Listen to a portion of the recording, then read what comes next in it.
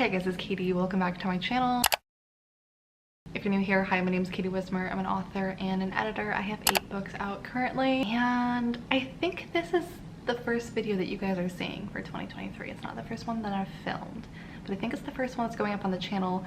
So happy new year. This is gonna be another one of our end of the year, beginning of the year wrap up videos. Today we're gonna be talking about how many books I sold in 2022. If you've missed any of the other end of the year videos, we had reacting to 2022 goals, setting my 2023 goals, making my 2023 writing schedule, an update on how working for myself has gone in the year of 2022, income report for 2022, and today we're doing the how many books did I sell video. I would like to say this is the final wrap-up video, but who knows, I might get another idea. I don't know. Feel free to leave me a request in my comments too. Please leave me a comment, come say hi. When no one comments, I feel like I'm standing on stage and the crowd is just silent and I'm screaming into the void and nobody likes the video.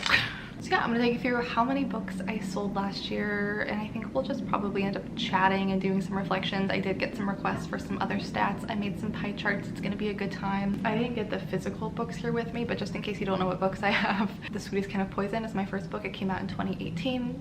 Poetry. The Anti-Virginity Pact came out in 2020. Young adult contemporary. Then came Poems for the End of the World in 2020. Poetry. The Anti-Relationship Year in 2021. New adult romance. The Marionettes in 2021. Spicy Vampires. Wicked Souls in December of 2021. Spicy Vampires book 2, and then the new releases for this year were Breakable Things, which is another poetry collection, and Bloodless Ties, which is Marionette's book 3. 8 books, 5 novels, 3 poetry collections, a hell of a lot of TikToks to market them. I also made some little comparison graphics so we can look and see how the numbers have changed compared to how many books I sold last year, because I like seeing comparisons. Let's start with some pie charts, shall we? So the first one I'm going to show you breaks down the different vendors and where the books are sold. So here on the screen you can see there is definitely one big player. We have Amazon, signed copies, Ingram Spark, Audible, Draft to Digital, Google, and Barnes & Noble. And Amazon is coming in at a whopping 77%, which it's a love and hate relationship with Amazon as an author. Amazon clearly makes up a really large portion of my income. Do I love Amazon as a company? No. Is it a necessary evil? Yes. There is a reason why Amazon is such a big chunk for me though, because a lot of these other vendors only have 1 or 2 of my books available on them. For example, Draft to Digital and Google, because those are just ebooks, the only ebooks that you can get are 2 of my books, and they're both poetry collections. Breakable Things and Poems for the End of the World are on there. And then Barnes & Noble, I don't list a lot of my books directly through them. I think the only ones that are direct through Barnes & Noble Press are the Anti-Virginity Pact and the Anti-Relationship Year. Now I have distribution to Barnes & Noble through Ingram Spark, which the only reason why that's different is because I was too lazy to set up an additional place. And then signed books, I only do a couple of waves of in the year. It's not something that's like always available. This could change in the future, but it makes sense to me why my numbers are so Amazon heavy. So 77% for Amazon, 10% for Ingram Spark. That's the second biggest. Those are just print copies. I don't do ebooks through Ingram Spark. And then the third largest is Audible. So the next pie chart breakdown, this was requested. Somebody asked me what my sales look like as far as what percent is coming from Kindle Unlimited, because all 5 of my novels are in KU and one of my poetry collections, The Sweetest Kind of Poison, is in KU. 68%, again with the Amazon heavy. And then 15% is just outright buying the ebook. So we're looking at like over 80% electronic copies one way or another. And then print comes in at 11% for me, and audio comes in at 6%. This makes it look like print and audio are not significant to me at all, and that's not true. It's just that I did so well in Kindle Unlimited this year that it just like really kind of distorts this chart. And then I also wanted to show you this graph of month to month. How are the book sales looking? So you can see it is not a steady kind of thing. That very large jump that you see is May, and then the summer stayed pretty steady. A little bit of a dip in the fall, and that orange one where it starts to come up again is when I had a release. Still not as good as May, and May was not a release month, so we'll get into that. Interesting. And I don't think I want to show you the pie chart that shows the percentages for what books sold what yet, because I'm gonna show you the numbers first and then we'll get to this pie chart. So in the spreadsheet, starting with The Sweetest Kind of Poison, 48 sales this year. You'll see a trend with the poetry in general not being very big players, and you can see that I put The Sweetest Kind of Poison back into KU down in October. This book has been in Kindle Unlimited before, not in, I can't remember, I have the earlier years hidden for the sake of clarity in the spreadsheet, but yeah, that decision was mainly when it's in Kindle Unlimited, I don't make any money on it. Like, I think I make like 25 cents, maybe 50 cents if you read it all the way through, because it's poetry and it's so short. But the book wasn't selling clearly anyway, so I was like, if people want to read it, I'm not like losing money because like no one's buying it anyway. This book came out 5 years ago now. It's not a priority for me marketing wise. Like, I'm not upset about it. So 48 sales. And then moving over to the Anti-Virginity Pact, this one is a lot more interesting. 1,619 copies. And the reason why this one is so interesting is because I didn't market this book at all. This book came out in 2020, so now it's about 3 years old, and you can see at the beginning of this year I was getting like 10 sales, 20 sales, 23 sales a month. Like, it was nothing.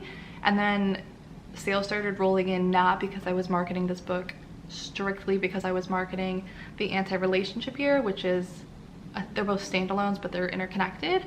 And so this is strictly from read through, people who read that one and decided they wanted to go read this one, or they saw this one and wanted to read this one first because this one is technically first in the series. That's exciting to see. I didn't spend any money or time on this book, but got a good deal of sales from it. I probably made fewer than 5 like TikTok videos to market this book specifically all year. Like, literally was not a focus. Poems for the End of the World, 317. So this one is clearly better than The Sweetest Kind of Poison, but poetry still just like does not compare to the novels.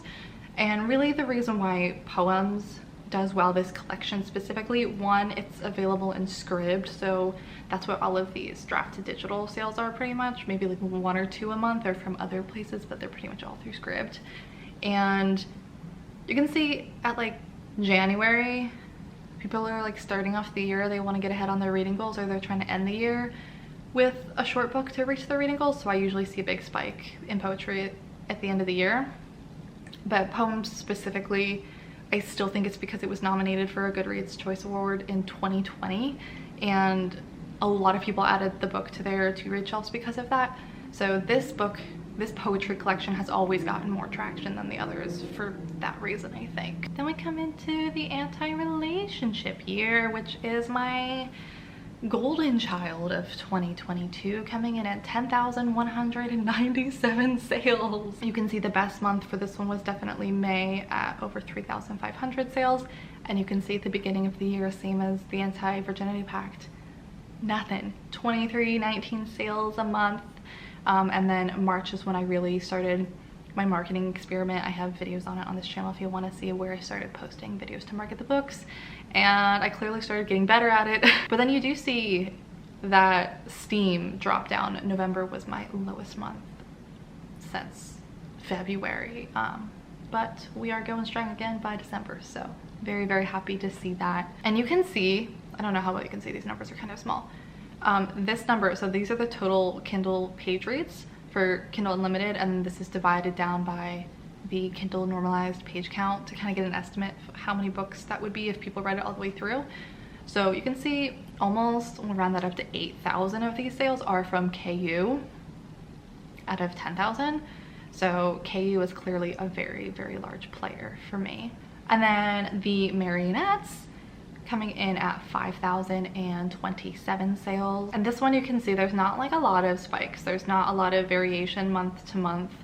Marionettes is like my consistent book. It does pretty well, pretty much the same every month with a couple of exceptions for some reason. I think I must have had a video go viral in August and I got almost 1,000 sales. Same with November. Oh, book 3 in the series came out in November and I got a book club. That's why there's a jump that day or that month. But you can see otherwise it's like anywhere from 200 to 400 or 500 sales is pretty common per month for this one.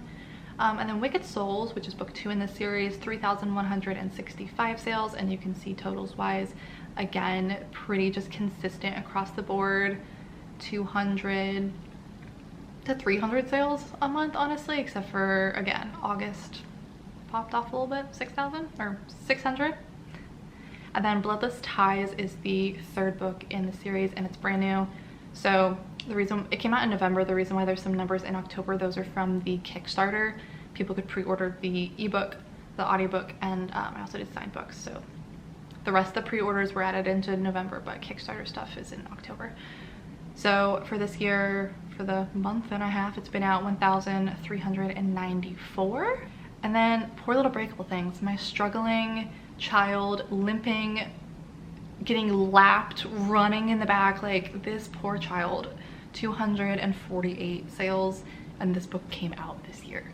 This was a new release. This is the floppiest of my flop books. This is the worst I've ever had a book do. And hopefully, knock on wood, we'll ever have a book do. It's okay. It's a poetry collection. It had been 2 years since I released a poetry collection, and it's not that I haven't tried. I have tried to market the poetry this year. And what's been really interesting, so I created a separate TikTok account for poetry, so I wasn't posting poetry on my regular TikTok because I didn't think my normal readers would want to see that. And it took a really long time to gain any kind of traction in that poetry TikTok, but even once I did, even once I had videos go viral for that TikTok, like less than 20,000 views, so still good, but in comparison to my regular one, not that great. Even when I had videos pop off like that and had lots of favorites and lots of saves and lots of comments and people reusing the sound and making their own video with my voiceover, it did not convert into book sales. I would get maybe an extra 5 sales a month from a video that did 20,000 views, whereas if that had been a novel, that would have been like at least like 100 sales or something. So the poetry, even when my tried and true marketing for my novel tactic worked for the poetry, it still didn't convert into sales. So anyway, that's been the struggle of this year. That's been it's not like a big deal. I'm not really that upset about it, but that definitely was a disappointment because Breakable Things is my favorite of my poetry collections, and it's been read very, very, I don't even know what that fraction would be compared to the other collections. Very small, very small. I think a big thing about it also is, I was saying with Poems for the End of the World, a lot of people read that collection in Scribd, and so I think a lot of my poetry readers use Scribd and didn't want to have to buy a poetry collection outright. And for some reason, when I set up Breakable Things through Drafted Digital, it just like would not go through to Scribd, and I reached out to their support, I reached out to Scribd support, and they were like, Scribd gets to choose which books they want to take, and for whatever reason they didn't take this one, but they took Poems Within the World, so I feel like this book not being in Scribd hurt it, because that was kind of my tried and true get some sales for my poetry. Anyway, I'm not planning on publishing more poetry in the future, so this one, it is what it is. I don't put a lot of money into my poetry books. The only money I spent was on the cover, so it's not like it was a loss.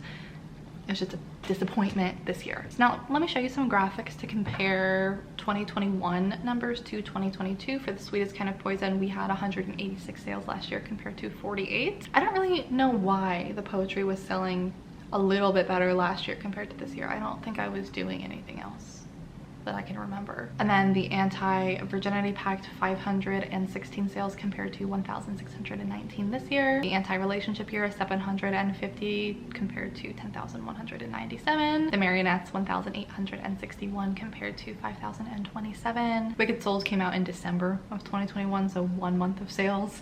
871 sales compared to 3,165. Poems for the End of the World, 485 compared to 317 this year. And then I didn't make graphics for Breakable Things or Bloodless Ties because they released this year. But that does bring us to our totals. Let me show you the pie chart first, and then we will do the totals. So here's the pie chart. You can see the Anti-Relationship Year coming in at about 46%, Marionettes 23, Wicked Souls 15, Bloodless Ties 6.5, Breakable Things 1, The Sweetest Kind of Poison 0.2%, Poems for the End of the World 1.5, and the Anti-Virginity Pact at 7%. So basically the Pact is a little over half, the Marionettes is a little under half, and then poetry is this tiny little sliver of 3%. Totals wise, in 2021 we had 4,669 sales compared to 22,015 sales in 2022. Okay, I am curious to see how 2023 will look in comparison. I have a standalone coming out in February. We've got book 4 and the Marionettes coming out in September, which will be the final book, so I'll be able to market it as a complete series then. We'll see how things go this upcoming year. I am super happy super happy with these numbers. No complaints, even a flop release aside. Like, that's what is honestly so amazing about this, is that this is my best year for book sales so far. I'm really, really happy with it. And that even happened basically with only one book release that did anything. And even then, the majority of these sales were for a backlist title. So pretty freaking cool. I have one more pie chart that I guess I'll show you. I wasn't planning on it because I feel like it's just kind of messy and to look at and kind of complicated. This is another month-to-month comparison.